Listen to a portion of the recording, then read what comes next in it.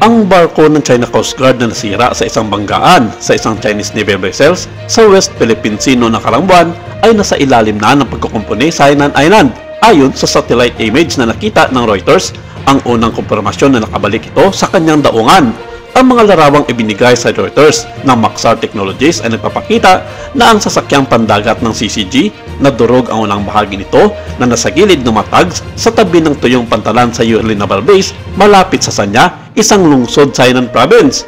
Ang mga opisyal ng China ay hindi kailanman nagkomento sa nasabing banggaan na sinabi ng Pilipinas nang nangyari noong August 11 habang ang mga Coast Guard vessel nito ay nagsasagawa ng misyon na maghatid ng mga supply sa mga mangingisdang Pilipino na nangingisda malapit sa Scarborough Shoal. Ito ang unang kilalang banggaan sa pagitan ng mga sasakyang pandagat ng China sa lugar sa gitna ng matagal na tensyon sa mga pinagtatulo ng tampok na sumasaklaw sa malagang ruta ng kalakalan. Inakusahan ng Beijing ang Maynila ng mapangalib na maniobra nang hindi direktang tinutukoy ang banggaan, ngunit sinabi ng Department of Foreign Affairs na wala itong pananagutan para sa aksidente na inilarawan nito bilang isang nakakalungkot na resulta.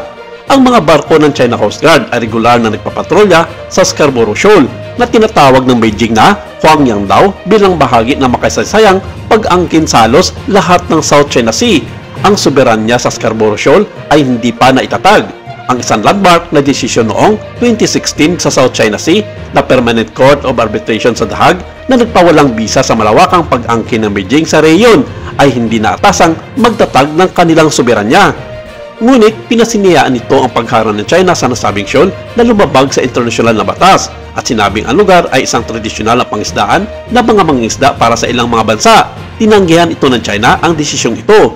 Sinabi ni Maxar at iba pang mga analyst na tiwala sila ng barko sa mga imahe at pareho. Ang China Coast Guard Vessel 3104 na sangkot sa nasabing banggaan.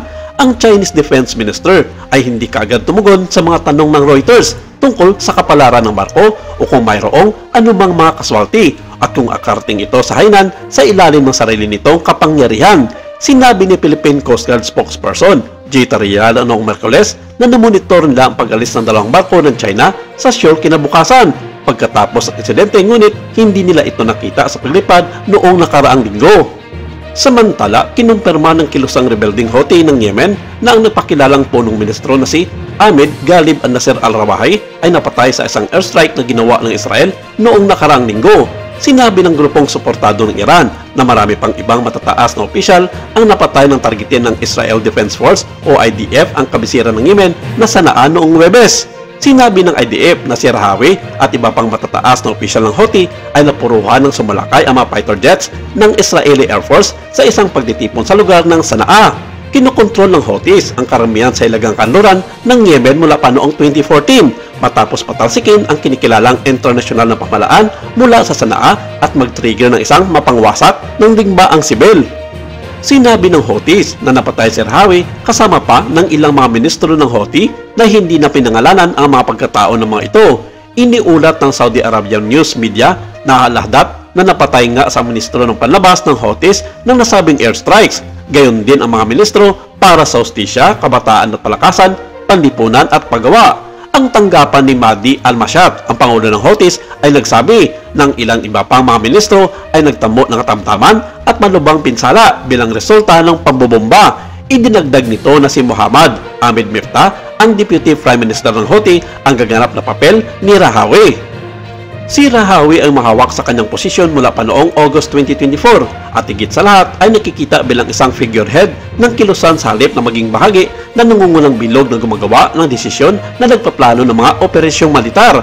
Si Abdul Malik al-Houthi ang pinakahuling pinuno ng kilusan. Gayon din ang ministro ng depensa ng grupo at ang chief of staff ay hindi sinabing kabilang sa mga nasawi sa pag-atake noong Huwebes. Sinabi ng IDF sa isang payag noong Sabado na isinagawa nito ang pambobomba sa loob ng ilang oras pagkatapos makatanggap ng impormasyon tungkol sa pagtitipon.